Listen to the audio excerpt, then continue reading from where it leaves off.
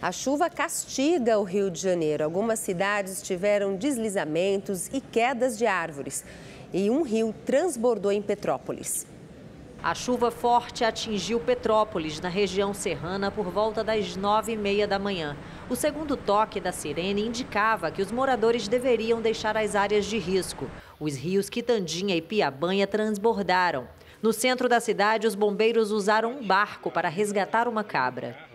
Também choveu forte na cidade vizinha, Teresópolis. A água alagou ruas e invadiu casas. Ai, minha casa, pai. Tudo de novo.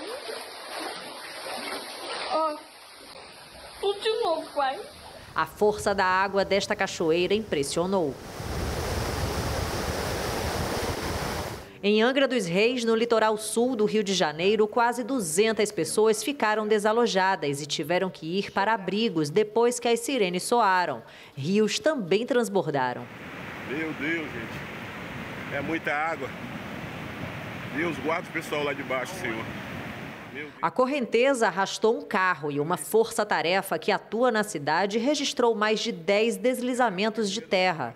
Em alguns pontos da cidade foi registrada uma precipitação muito acentuada, passando de 300 milímetros. É bom também nós pontuarmos em relação à rodovia de acesso aqui à cidade, né, está interditada em diversos pontos, com a queda de algumas barreiras, então as pessoas devem evitar o deslocamento aqui para Angra dos Reis. Na capital fluminense, houve quedas de árvores em diversos bairros. Uma delas interditou a entrada do túnel Rebouças, no sentido Zona Sul. Uma pessoa que estava em um carro ficou ferida. O prefeito Eduardo Paes pediu às pessoas para evitarem se deslocar pela cidade. O meu pedido aí é para quem não tiver que sair, né, aproveita esse sábado chuvoso, fica em casa, lê o livro, vê uma série, né? A gente precisa ter muita árvore caída, muito bolsão d'água e os órgãos precisam trabalhar. Aqui em Duque de Caxias, na Baixada Fluminense, diversas ruas ficaram alagadas por causa do temporal. A água invadiu casas e o comércio. Quem sofre com a situação contabiliza os estragos e torce para que a chuva passe. Gerente de uma pizzaria, Júnior passou o dia tentando limpar o estabelecimento e conta que os alagamentos na região são frequentes. Dessa vez, ele estima um prejuízo de R$50 mil. A gente trabalha, o movimento já não vem bem também. Aí quando a gente começa a se recuperar e vem uma chuva dessa, sempre alaga. Alaga e a gente tem percas, né?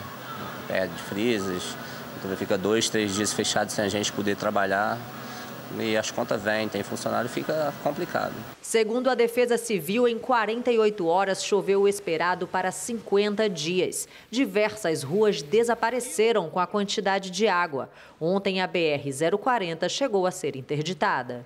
A gente está em todo o estado em atenção total dos 470 pontos de monitoramento que nós temos. Não chove apenas em 100. Então a gente pode dizer sim que está chovendo no estado inteiro. Pedir para que a população do Rio de Janeiro continue em atenção total, continue respeitando as sirenes, continue respeitando os avisos, tanto da Defesa Civil municipais, quanto da Defesa Civil estadual ou das autoridades públicas. Muita água. E aqui em São Paulo choveu menos que o esperado. Um alívio para quem, principalmente, é da zona leste da capital paulista. A quantidade de alagamentos na região cresceu nos últimos anos. A dona Cida mora há 30 anos na mesma casa em Itaquera, na zona leste de São Paulo. Sempre que começa a chover, ela fica com medo. Ninguém dorme aqui. Tem que ficar vigiando o rio. Já sofri demais aqui, minha filha. E a senhora fez uma comporta aqui? Para evitar que a água entre, mas mesmo assim a água entra por baixo da terra. Que quando o rio enche, a água entra por dentro da terra. Na mesma rua, a dona Quitéria também enfrenta o problema. E são incontáveis os prejuízos. Ela já perdeu móveis e eletrodomésticos por causa dos alagamentos. Geladeira, armário, pia, a pia nova já vou perder, ó. Mesa, tudo. A realidade vivida por esses moradores da Zona Leste de São Paulo vai na contramão das outras regiões da cidade que tiveram uma redução de 14% de alagamentos nos últimos 15 anos, segundo um levantamento feito com base nos dados do Centro de Gerenciamento de Emergências Climáticas do município. Na Zona Leste, o problema continua numa crescente. Aqui em Itaquera, por exemplo, os estragos causados pelas tempestades estão cada vez mais frequentes. Quando chove, esse rio transborda e invade as casas e comércios. O seu Erinaldo conta que foi feita uma obra no bairro para evitar esse transbordamento, mas até agora ele não viu melhora. Ele fez essa obra, no lugar de melhorar, piorou. E desde que eu cheguei aqui, que ele fez essa obra, já encheu 3 vezes. Este urbanista explica que, por causa da impermeabilização do solo, não há espaço para escoamento das águas dos rios e das chuvas. Ele defende a necessidade de obras de drenagem e não só de piscinões. Não são a solução. Primeiro, porque elas são muito localizadas, né? Elas vão resolver o problema no fim, no sentido de que elas acontecem muito nessa linha do fundo do vale, né? E enquanto que, por exemplo, muitos problemas já podem ter ocorrido nas cotas mais altas até essa água chegar lá embaixo, entendeu? Então, assim, ainda que ela contenha aquele volume grande de água que chega no córrego, muito estrago foi feito atrás, né? Porque a água sempre vai correr da cota mais alta para a cota mais baixa. Com as consequências da urbanização sem planejamento, somada à intensificação dos efeitos das mudanças climáticas, a população deve ficar ainda mais atenta aos alertas emitidos pela Defesa Civil. Exatamente, através disso a gente consegue fazer diversas políticas públicas, não só na área de defesa civil, ali como atuação direta no desastre, mas na área de prevenção também, com a educação, com o desenvolvimento social. Através de todas essas políticas, a gente gira em torno dessa gestão de risco dos desastres para diminuir os nossos danos. E em nota, a Prefeitura de São Paulo informou que desde 2021 foram aplicados 8 bilhões e 200 milhões de reais em obras, serviços e manutenção de intervenções no sistema de drenagem, abrangendo todas as regiões da cidade de São Paulo. No Ceará, equipes do Corpo de Bombeiros continuam as buscas por um homem de 38 anos, desaparecido desde ontem, após as fortes chuvas que atingiram o estado. Segundo familiares, Francisco Danúzio Ferreira da Silva sumiu ao tentar salvar os móveis na enchente. Ele caiu de uma ponte de madeira e foi levado pela correnteza na periferia de Caucaia, na região metropolitana de Fortaleza. A Prefeitura da cidade informou que acompanha as buscas e está oferecendo o apoio necessário na tentativa de localizar o morador. E um temporal causou alagamentos e estragos no sul do Espírito Santo. No distrito de Alegre, 47 pessoas precisaram sair de casa devido ao volume da água. A Defesa Civil montou gabinetes de crise para acompanhar a situação. O estado continua em alerta para riscos de tempestades até o fim de domingo, quando o acumulado pode superar a marca de 300 milímetros. E depois de um longo período de muito calor, a primeira frente fria do ano chegou para as regiões sul e sudeste do país e parte do Mato Grosso do Sul. E não é que chegou o dia de tirar o casaco do guarda-roupa? Tava um bom tempo guardado, né? Tava. Eu nunca tinha usado, tô inaugurando agora. Eu ganhei de presente de aniversário e tô estreando na rua porque não consegui usar. Eu gosto. Adoro. Toda agasalho é bem-vindo. Olha aqui, ó. Maravilhoso. Essa aqui eu que fiz. Muito frio? Demais. Tô com muito frio. Não vejo a hora de chegar em casa. O ar frio derrubou as temperaturas na noite de ontem nas regiões sul, sudeste e parte do Mato Grosso do Sul. De acordo com o Instituto Nacional de Meteorologia, o IMET, as temperaturas podem ficar abaixo de 10 graus em algumas áreas do sul do país. É o caso das serras Gaúcha e Catarinense, onde há previsão de geada no amanhecer. É a primeira frente fria mais intensa, com uma massa de ar frio bastante significativa. Já chegou no sudeste do país, já trouxe muita chuva para o Rio de Janeiro E a tendência é que esse sistema continue atuando principalmente nas áreas costeiras. Aqui na Avenida Paulista, um dos locais mais altos da capital do estado, são 4h14 da tarde e esse relógio marca uma temperatura de 18 graus Celsius. Mas a sensação térmica é de mais frio, com ventos intensos e gelados que fazem neste momento. Mas se você é daqueles que gosta desse clima gelado, é bom aproveitar ao máximo. Ele vai durar pouco. Isso porque no começo da semana, a massa de ar frio começa a perder força e as temperaturas devem voltar a subir gradativamente. Ele amanhecer um pouquinho mais fresco, a temperatura sobe mais no período da tarde, mas não chega a ser um calor excessivo, extremo de temperatura. Dá uma olhada agora nessas imagens. O avião de pequeno porte fez um pouso forçado neste sábado na BR-101 em Garuva, no norte de Santa Catarina. Segundo a Polícia Rodoviária Federal, havia 2 pessoas a bordo, o piloto e o proprietário do avião, que não se feriram. Imagens feitas por pessoas que transitavam na rodovia mostram o avião monomotor pousando em meio a carros e caminhões sem colidir com nenhum veículo. Após o pouso de emergência, o avião foi empurrado e colocado para fora da pista. Que susto, né? Bom, em quarta-feira foi Dia Mundial de Conscientização do Autismo, uma data importante para informar a sociedade sobre o transtorno e também reduzir os preconceitos.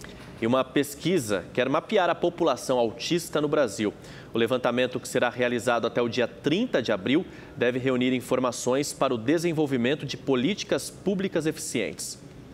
O Marcos só descobriu que era autista aos 36 anos. Foi a esposa que percebeu padrões no comportamento e o incentivou a buscar o diagnóstico. Eu percebi que tinha algo diferente nele.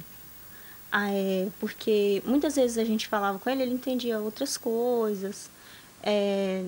Tem uma ansiedade, tem distúrbio do sono, né? E aí ele sofria muito com relação ao bullying. Hoje, Marcos tem todos os laudos, a carteirinha que comprova a condição e usa no pescoço a cordinha colorida que simboliza o autismo. Reconhece que se fosse diagnosticado mais cedo, muita coisa poderia ter sido diferente. Seria muito bom, porque aquele tempo na minha cidade, lá não tinha aquele recurso, né, para ter esse caminhamento. Aí aqui em Brasília a gente começou a fazer o tratamento.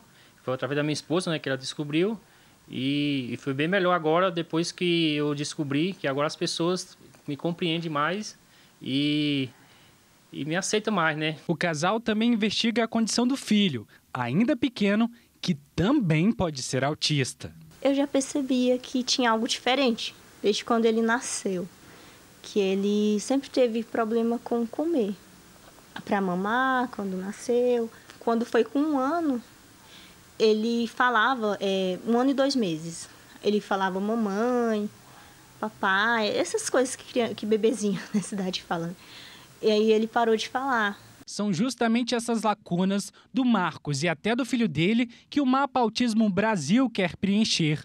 Entender quem são, onde estão e quais são as necessidades dos autistas no país para que políticas eficientes sejam desenvolvidas. O questionário pede informações como sexo, idade, renda, se usa ou não a rede pública de saúde, além de questões mais específicas como cargas de terapia, níveis de suporte e de independência.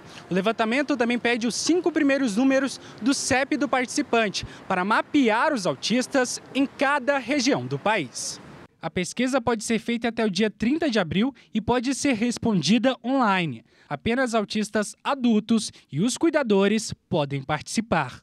A ideia de ter essa pesquisa é a gente conseguir ter um recortezinho de cada lugar e fazer esse estudo específico de cada estado, para que cada governo, cada associação, cada pessoa autista e familiar ou qualquer pessoa que se interesse pela área consiga desenvolver soluções que sejam eficientes e que vão de encontro às necessidades daquela região. Rede TV News de volta com o noticiário policial em Tatuí, no interior de São Paulo.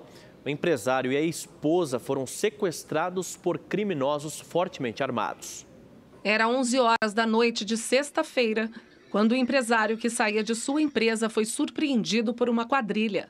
Quando ele avista os indivíduos, ele tenta correr, mas acaba caindo. Toda a ação foi registrada pelas câmeras de segurança na rua. O grupo estava fortemente armado e usava um carro e um furgão. Segundo a Secretaria de Segurança Pública, a mulher do empresário também foi sequestrada horas antes e só foi libertada na manhã de hoje, sem marcas de violência. Já o empresário rodou com os criminosos até a tarde de hoje. O caso é investigado pela Polícia Civil, que não informou o montante roubado. O Tribunal de Contas de Pernambuco multou o ex-prefeito de Tamandaré, Sérgio Hacker, por usar servidoras municipais como empregadas domésticas. Entre elas estão a mãe e a avó do menino Miguel, que morreu ao cair do 9º andar de um prédio no Recife em 2020. Sérgio Hacker foi multado em R$31 mil e terá que pagar quase R$510 mil em solidariedade com outros 3 servidores. Segundo o TCE, 3 funcionárias recebiam um salário da prefeitura, mas trabalhavam na casa do ex-prefeito e da ex-primeira-dama. Entre elas estão Mirtes e Marta, mãe e avó do menino Miguel Otávio Santana da Silva, que morreu após cair do 9º andar de um edifício de luxo em que morava a família de Sérgio Hacker. O garoto estava sob os cuidados da esposa do ex-prefeito, Sari Mariana Costa Gaspar Corte Real. Após a decisão do Tribunal de Contas, a defesa de Sérgio Hacker ainda não se pronunciou. Já a Prefeitura de Tamandaré afirmou que não foi oficialmente notificada e que só vai se manifestar após a notificação formal. E em Ilhéus, no sul da Bahia, a casa onde Jorge Amado morou até os 18 anos foi invadida. E os itens do acervo do escritor foram furtados. O imóvel, que foi construído na década de 1820, estava interditado pela Prefeitura desde janeiro para passar por uma restauração. Segundo a administração municipal, os criminosos levaram uma televisão e materiais que estavam em uma vitrine lacrada. O grupo também danificou as portas do 1º andar e ainda quebrou vidros da casa. Donos de pequenos negócios de Belém, no Pará, buscam qualificação para melhorar o atendimento aos visitantes que estarão na cidade para a COP30, que vai acontecer em novembro. Das famosas tacacazeiras aos motoristas de aplicativos, todos querem, claro, aproveitar o legado que a Conferência das Partes vai deixar na capital, conhecida como a metrópole da Amazônia.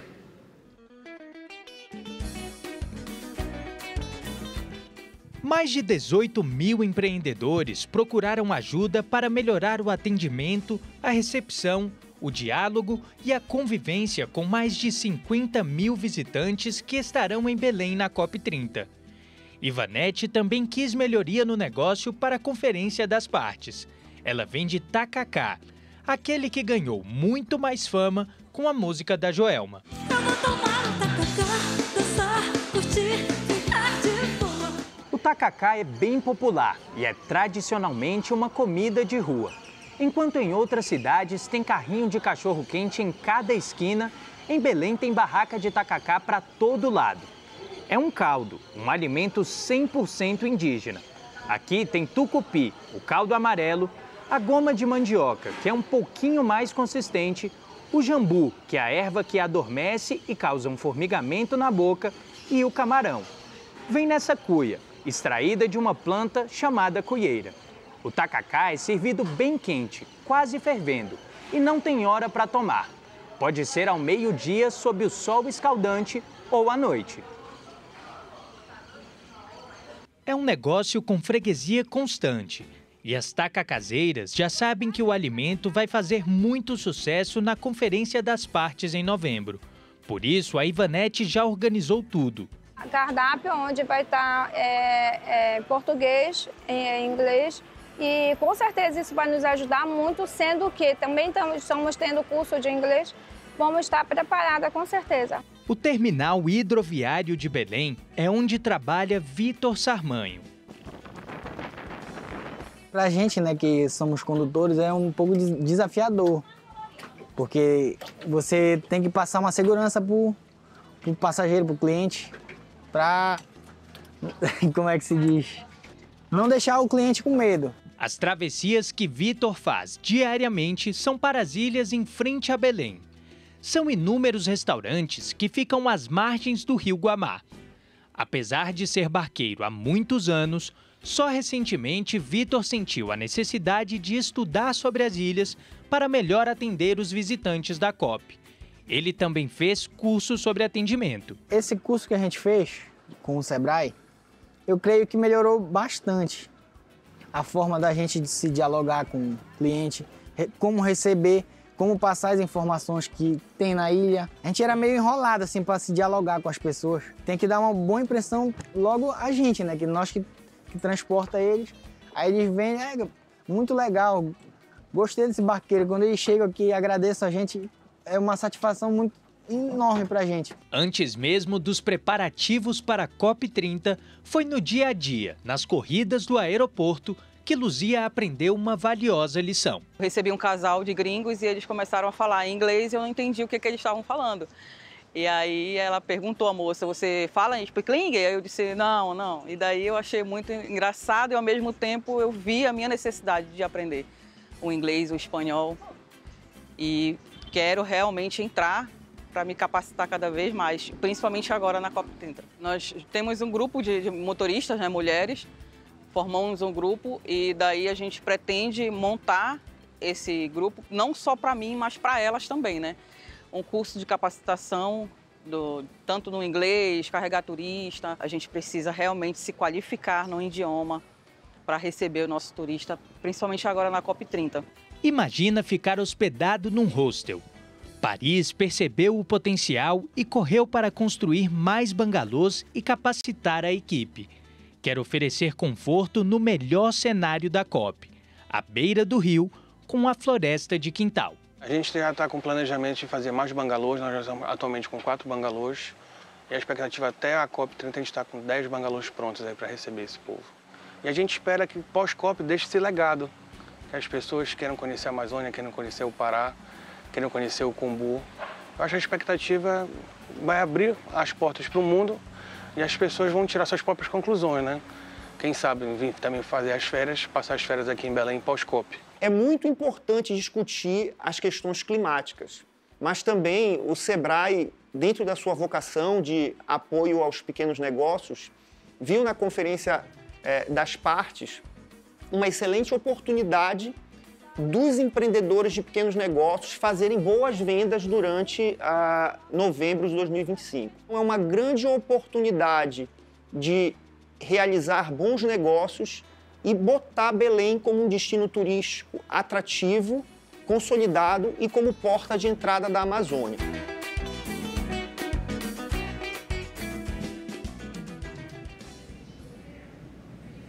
E no programa Pode Cá Liberados deste domingo, Jorge Cajuru e Leila Barros conversam com o senador Alessandro Vieira, do MDB de Sergipe. Na entrevista, ele disse que é contra a anistia aos participantes da tentativa de golpe de 8 de janeiro. 2 projetos que foram tramitados. Foi protocolado um no Senado, acho que subscrito pelo Mourão, e um na Câmara dos Deputados, que está um pouquinho mais avançado em termos de tramitação. Eles dão anistia total, linear. Aí é fechar os olhos para a realidade. Eu não posso ser favorável a um troço desse porque eu nunca fui favorável a quem comete crime. É uma questão de coerência. E, assim, destruir o patrimônio público é crime. Tentar um golpe de Estado, defender um golpe de Estado é crime. Os fatos que aconteceram são muito graves. Então, as pessoas têm que responder pelos crimes que cometeram, com direito de defesa, com toda a forma do trabalho bem feito e fugindo de qualquer coisa que seja impunidade. O que mata o Brasil é impunidade. Alessandro Vieira acredita que o processo contra o ex-presidente Jair Bolsonaro pelos atos golpistas deve levá-lo à condenação. Acredito que o processo vai levar à condenação, né? O próprio Bolsonaro deu entrevista essa semana reconhecendo as reuniões, né? Porque as pessoas falam muito da delação premiada do Mauro Cid. A delação não é prova, né? A delação é um meio para chegar à prova. O que tem de mais robusto são documentos apreendidos e os depoimentos dos comandantes das forças, né? Comandante do Exército, Aeronáutica, Marinha, que apontavam a existência de reuniões onde o Bolsonaro apresentou o plano mesmo de golpe de Estado através de um estado de sítio, né? Enfim, ou coisa parecida. E o próprio Bolsonaro confirma que teve a reunião, que o assunto foi esse mesmo. Ele apenas tenta colocar que, na visão dele, isso não é crime. acredito que os ministros vão entender que sim, é crime. Você não pode, como presidente da República, chamar o comandante do seu exército e dizer, olha, eu tenho esse documento aqui para dar um golpe de Estado, vamos? E se o cara diz, não vamos não, diz, então não teve nada. Não é assim. Tem muita coisa acontecendo. Infelizmente, Jair Bolsonaro hoje é uma das 2 maiores lideranças políticas do Brasil. Isso é incontestável. Claro. Mas ele, ao longo da sua trajetória como presidente da República, deixou muito a desejar. Seja porque não cumpriu promessas de campanha de combate à corrupção, seja porque não conseguiu lidar com a pandemia da Covid, e seja porque, na reta final, não se mostrou conformado com o resultado eleitoral, que é do mesmo sistema que o elegeu por uma vida inteira, elegeu os filhos, elegeu a esposa, elegeu os correligionários. Então, você não gostar de um resultado eleitoral é ok, é natural. Você tomar medidas contra esse resultado, avaliar medidas contra o resultado, é tentativa de golpe de Estado, na minha leitura, e eu acho que vai ser a leitura dos ministros. O programa Pode Cá Liberados vai ao ar amanhã, às 10h30 da noite, então não perca. O Rede TV News faz mais uma pausa e volta já. Rodada Apex Brasil. Oferecimento. Apex Brasil, levando o seu negócio para o mundo.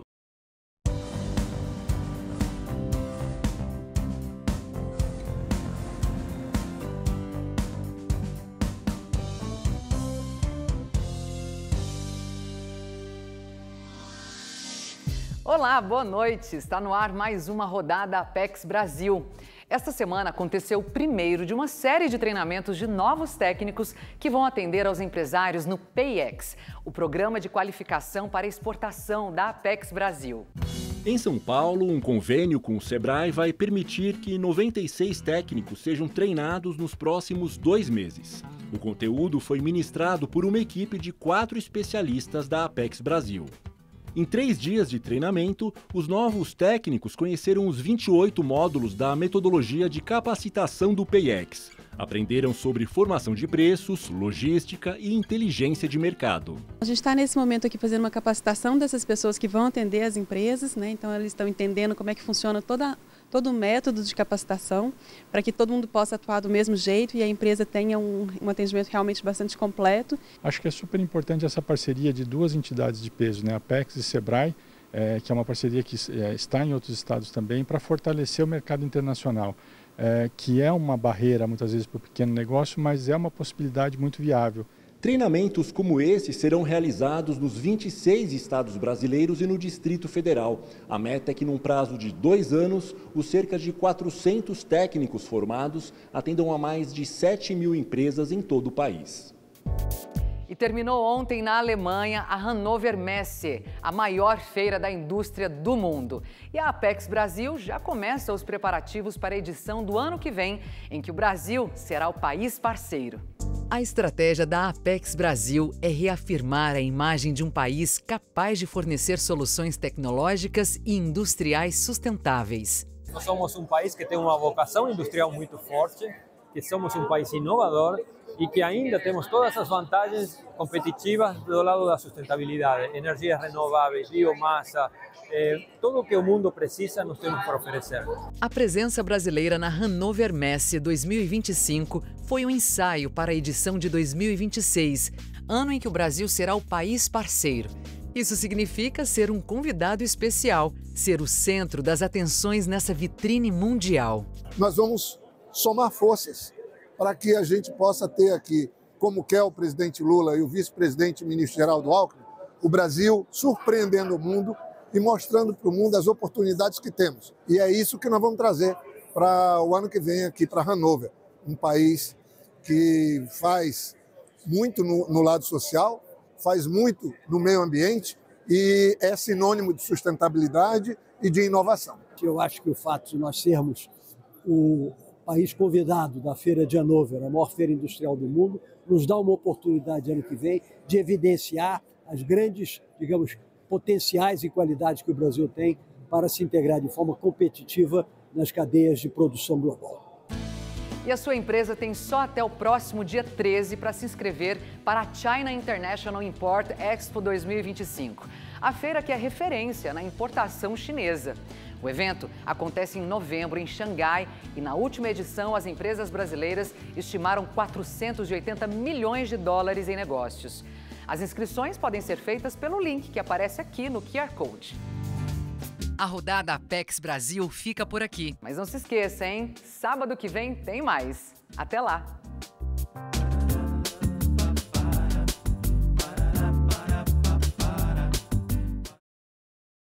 Rodada Apex Brasil. Oferecimento.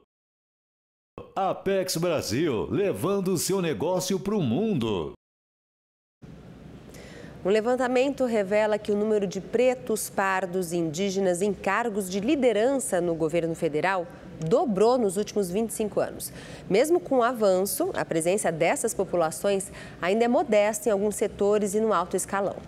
Segundo o estudo do Afro-Sebrap, Núcleo de Pesquisa em Raça, Gênero e Justiça Racial, e da Fundação Lehman, em 1999, pretos, pardos e indígenas ocupavam 20% dos cargos de chefia no governo federal. Em 2024, esse percentual subiu para 39%. O crescimento foi gradual. Aconteceu em todos os governos desde Fernando Henrique Cardoso e se manteve até o atual mandato do presidente Lula. O estudo aponta que esse avanço foi impulsionado por políticas públicas, como as cotas raciais em universidades e concursos públicos. Além disso, a mobilização de movimentos sociais e de servidores negros e indígenas ajudou a ampliar o diálogo com os responsáveis pelas nomeações. Entre os beneficiados por essas políticas está Wesley Mateus, que ocupa um cargo no Ministério do Planejamento e Orçamento. É bom ver a ampliação da presença de pessoas negras, indígenas, em cargos de liderança no contexto do Estado. A gente pode imaginar, associar isso à ampliação dos programas de diversidade, os programas de formação de liderança, as ações afirmativas realizadas ao longo dos últimos anos, a maior presença dessa população em universidades, estão fazendo concursos públicos, adentrando as carreiras públicas. Mesmo com o aumento, a participação em cargos de alta liderança ainda é limitada. Apenas 28% dos secretários e ministros são pretos, pardos ou indígenas, enquanto brancos e amarelos somam 72%. Em pastas centrais para a definição de políticas públicas, como Fazenda, Receita Federal e Justiça, o perfil é o mesmo. A maioria dos cargos é ocupada por homens brancos.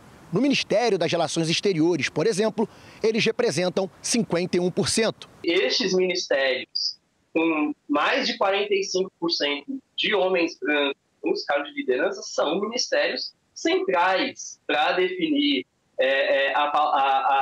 os rumos do governo de uma forma mais macro, a pauta da política pública ou a forma como o Estado se relaciona com a sociedade. A pesquisa não incluiu estruturas mais recentes, como os Ministérios da Igualdade Racial e das Mulheres. No caso do Ministério dos Povos Indígenas, os dados considerados foram os da FUNAI. A última pesquisa Datafolha de avaliação do governo Lula trouxe alívio para a atual gestão. Depois de uma sequência de queda, a aprovação do presidente voltou a subir.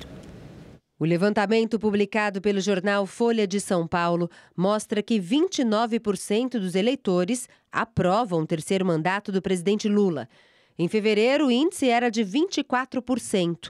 32% avaliam a gestão como regular, mesmo índice da última pesquisa. Já para 38% dos entrevistados, o trabalho do governo é ruim ou péssimo. Em fevereiro, o número chegou a 41%. Questionados sobre se aprovam ou desaprovam o governo Lula, 49% dos entrevistados disseram desaprovar a gestão. 48% aprovaram e 3% não souberam ou não responderam. A pesquisa também projetou o futuro da atual gestão. 35% acreditam que ela será ótima ou boa. Quando questionados em dezembro do ano passado, 38% estavam confiantes em dias melhores. 28% pensam que será regular. O índice era de 25% no último levantamento. 35% avaliam que será ruim ou péssima. Antes eram 34%. E o mesmo levantamento avaliou os possíveis cenários para as eleições presidenciais do ano que vem. O presidente Lula venceria em todos os cenários.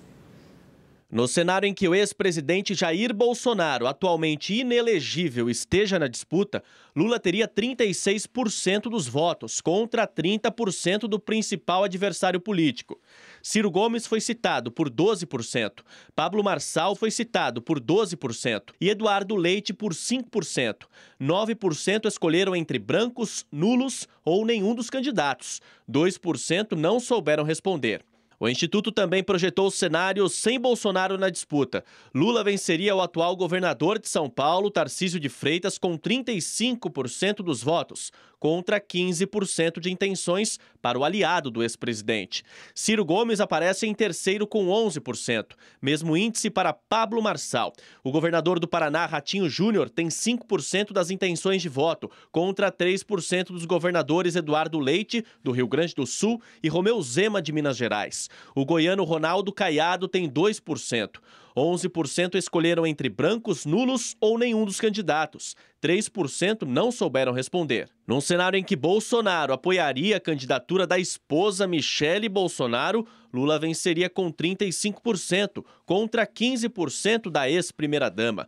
Ciro Gomes foi citado por 12%, Pablo Marçal por 10%, Ratinho Júnior teve 5% das intenções de voto, Romeu Zema, 4%, Eduardo Leite e Ronaldo Caiado, 3%. 10% votariam em branco, nulo ou nenhum dos candidatos. 2% não souberam responder. O Datafolha também perguntou qual a intenção de votos do eleitorado caso o candidato apoiado por Bolsonaro fosse o filho Eduardo Bolsonaro. Lula aparece com 35% e o deputado com 11%. Ele estaria atrás de Ciro Gomes, citado por 12% dos entrevistados, Pablo Marçal com 10%, Ratinho Júnior com 6%, Romeu Zema e Eduardo Leite com 4% e Ronaldo Caiado com 3% completam a lista. Brancos, nulos ou nenhum dos candidatos seriam as opções de 12% dos eleitores. Foram ouvidas 3.054 pessoas com 16 anos ou mais em 172 municípios entre os dias 1º e 3 de abril. A margem de erro é de 2 pontos percentuais para mais ou para menos. O mercado de cavalos no Brasil movimenta bilhões de reais e até amanhã, Belo Horizonte recebe um dos eventos mais importantes entre os criadores da raça Manga Larga Machador. A competição elege os melhores animais e também os mais valorizados. O concurso no Centenário Parque de Exposições de Belo Horizonte reúne expositores de grandes aras. Dezenas de cavalos da raça Manga Larga Marchador concorrem ao título de herdeiros da raça. Para conquistar as premiações é preciso muito trabalho da equipe de tratadores e veterinários. Antes e depois das provas, os cuidados são redobrados. A égua fantástica de 4 anos foi campeã na categoria Marcha Batida. Foi primeiro prêmio de categoria égua jovem, na categoria égua jovem, primeiro colocado na prova funcional também, que é a prova de ação. A raça Manga Larga Marchador é tipicamente brasileira e uma das mais valiosas do mundo. Os animais chamam a atenção pelo porte elegante e podem custar de 5 mil a 15 milhões de reais. Além da beleza e da marcha que todo mundo conhece, o Manga Larga é uma raça muito dócil, então é uma raça para a família mesmo. A criança monta, o pai monta, a família inteira consegue montar, consegue usufruir do cavalo. Porte físico, arqueamento e a marcha também, não pode deixar de faltar a marcha boa. Aí valoriza o animal que tem essas características tem muito valor. O mercado de cavalos no Brasil movimentou 30 bilhões de reais só em 2023 e é um setor importante para o agronegócio. O país tem o 4º maior rebanho equino do mundo. O cavalo hoje é um ramo muito bom. A gente usa muito para o lazer, para a exposição e para negócio também. O cavalo é um bom investimento. Os criadores também estão de olho no mercado internacional. Em fevereiro, o Brasil embarcou 25 animais para a Europa. O avanço marca um novo momento, consolidando a exportação de cavalos brasileiros para um mercado promissor. O Mangalarga Machador é um cavalo que é muito em uso no Brasil, mas que também já está passando para os Estados Unidos. Está tendo criação de aras lá. Eles estão levando embrião daqui do Brasil para os Estados Unidos para criar lá. Além de negócios, espaço para boa comida e muita diversão. Para quem é apaixonado por esses animais, uma oportunidade única de ver de perto os melhores da raça. Porque a marcha deles é incrível, é muito linda, eu amo ela. Olha só, gente, no Recife, uma horta comunitária mudou a realidade de mais de 200 famílias carentes na zona sul da cidade. Todo o trabalho é feito por mulheres que se dividem em plantar, podar e regar as plantações.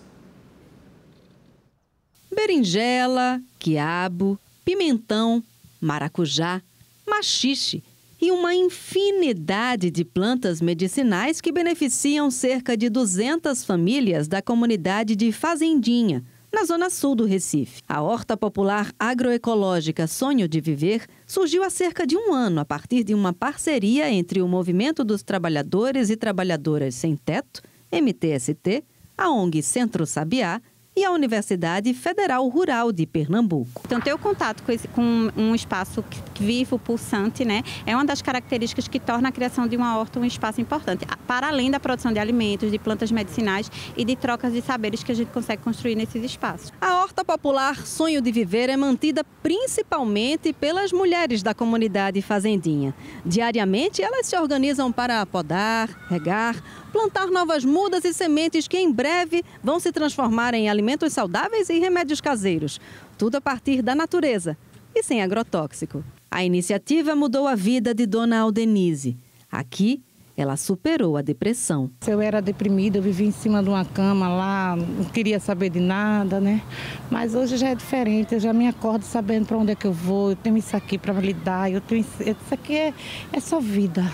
Tamires mostra a citronela, que ela usa para fazer um repelente caseiro. A gente produz o nosso repelente, faz a distribuição entre as meninas, porque a gente fica aqui, né, à mercê do canal. Então a gente também tem que ter o nosso próprio autocuidado e ensinar nossas companheiras a levar para casa, colocar nos seus filhos e mostrar aos seus vizinhos. A gente conseguiu tocar essa luta e trazer mulheres, transformar a vida e mostrar que a gente tem dignidade e que a gente luta pelos nossos direitos. Imagine saber, com um teste rápido, se sua bebida foi adulterada com alguma substância perigosa. Pois é, essa é a ideia de um grupo de alunas do ensino médio da cidade de Pacajus, no interior do Ceará. Elas criaram uma caneta que é capaz de identificar drogas, como as usadas no golpe conhecido como Boa Noite Cinderela. A ideia surgiu depois que as estudantes ouviram relatos de vítimas que foram dopadas em festas e bares. Com isso, elas começaram a pesquisar formas acessíveis e práticas de detectar substâncias encontradas em medicamentos hipnóticos e ansiolíticos. O golpe Boa Noite Cinderela, ele vem crescendo muito. Assim, decidimos criar uma forma de prevenção. Dessa forma, surgiu a ideia de uma caneta, que ela é capaz de detectar se a bebida está contaminada com medicamentos sedativos ou não. A caneta é super simples de usar. Em menos de 10 segundos, é possível saber se a bebida está adulterada. Primeiramente, você risca a caneta sobre o guardanapo ou no papel filtro e coloca um pouco da bebida. Se a sua bebida estiver contaminada com alguma droga, aparecer alguns pontinhos pretos. Se tiver ausência desses pontos pretos, é porque essa bebida não está contaminada. Foram 3 meses de trabalho até que a caneta ficasse pronta. O produto foi apresentado na Feira de Ciências da escola e logo ganhou destaque em eventos científicos nacionais. O protótipo segue agora em fase final de testes, para que em breve possa ser comercializado. Aí, depois de vários testes, outros estudos que a gente vai se aprimorar, a gente quer se aprofundar, a gente pretende sim, em um futuro bem próximo, poder comercializar. É algo muito gratificante realmente receber esse reconhecimento, porque é isso que a educação precisa, é isso que a ciência precisa, da tecnologia precisa. As estudantes acreditam que essa tecnologia inovadora pode fazer a diferença e tornar mais seguras as noites de quem frequenta bares e festas. A professora Elihana, que acompanhou o projeto, destaca a importância da pesquisa e a dedicação das alunas. a gente já consegue perceber que os outros alunos querem também, né, ter essa experiência de participar dessas feiras, de ter todo esse reconhecimento. Então, foi fundamental para a escola, para o nosso estado, para o nosso município, essa visibilidade, né, e essa dedicação que elas tiveram. E o Rede TV News fica por aqui. Muito obrigado pela sua companhia. Uma ótima noite e até a próxima.